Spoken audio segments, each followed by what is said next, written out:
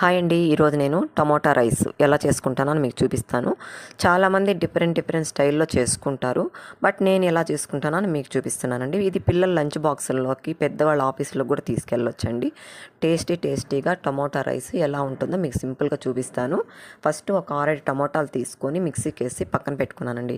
Stove వెలిగించుకొని cooker పెట్టుకొని ఒక 5-6 స్పూన్లు ఆయిల్ వేసుకొని ఈ మసాలా దినుసులన్నీ అందులో వేయాలండి. తర్వాత ఒక స్పూను అల్లం తెల్లగడ్డ పేస్టు, ఒక ఎర్రగడ్డ, పచ్చిమిరపకాయలు, కరివేపాకు, పచ్చి బఠానీలు వేసి బాగా ఫ్రై చేయాలి. ఫ్రై అయ్యాక తర్వాత ఈ టమోటా ప్యూరీని ఎత్తి అందులో వేయాలి.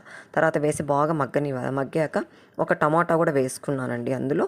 అది కూడా బాగా ఫ్రై అయినాక తర్వాత ధనియాల పొడి, గరం మసాలా, మిరప్పొడి, సాల్టు, పసుపు పొడి వేసి బాగా మగ్గనిచ్చాక తర్వాత నేను 1.5 గ్లాసు రైస్కి 3 గ్లాసులు వాటర్ పోసుకున్నానండి. బాగా బాయిల్డ్ అయినాక ఈ రైస్ ఎత్తి అందులో వేసాను.